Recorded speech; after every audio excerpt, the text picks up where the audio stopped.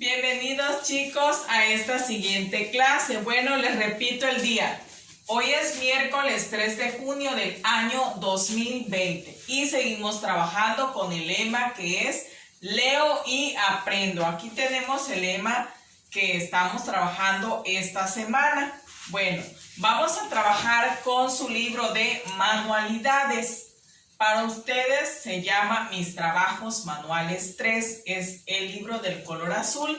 Vaya por su libro para que trabajemos juntos. Ok, vamos a ver hoy la página 95 que nos corresponde trabajar el espantapájaros. En el espantapájaros ustedes van a realizar una actividad muy bonita y creativa. ¿Dónde podemos encontrar el espantapájaros? Bueno, pues lo podemos encontrar en lo que es el campo, más que nada cuando hay sembrado lo que es el maíz, que siempre llegan los pájaros a comerlo. Para eso es el espantapájaros, para ahuyentar ese tipo de animalitos que dañan lo que es la siembra del maíz. Ok, bueno chicos, el material que vamos a utilizar para poder realizar esta actividad es estambre del color que ustedes tengan, semillas de las que ustedes tengan en casita, diferentes colores de crayolas, pegamento y hoja seca. Ok chicos, aquí está, les muestro mi material, lo que es el pegamento. Bueno, yo tengo semilla de lenteja y tengo arroz. Esto lo vamos a utilizar para pegarlo en lo que es la tierra. Así es, lado y lado, o solo una semilla pueden utilizar. Muy bien, el estambre es para pegarle en el cabello al espantapájaro, del color que ustedes tengan, chicos, de los colores que ustedes tengan. Igual necesito crayolas de diferentes colores, como les muestro aquí.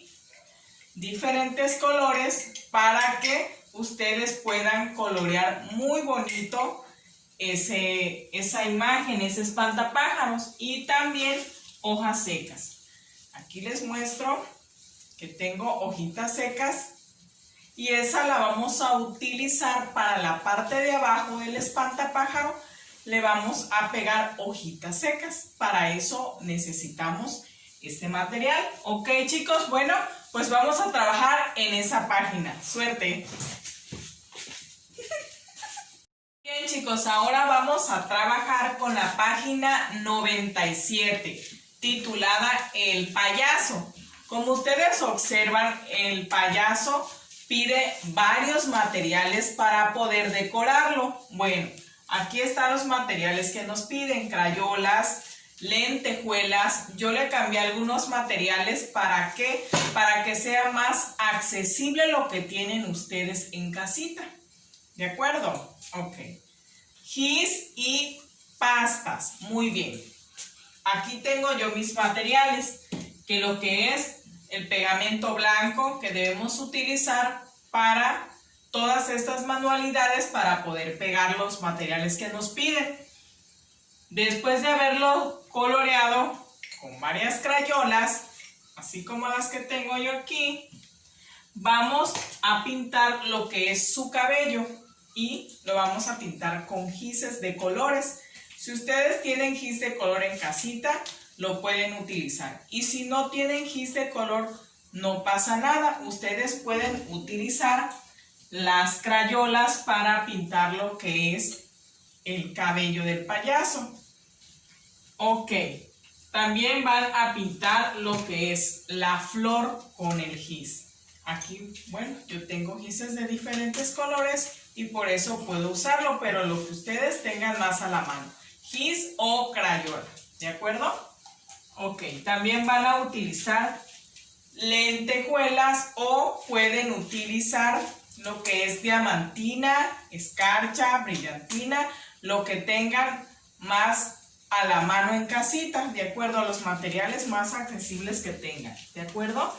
Yo también tengo lentejuelas de diferentes colores que también las voy a utilizar. Estas son las pastas. Bueno, yo tengo pastita de lo que es el lacito. ¿De acuerdo? Ok. Muy bien.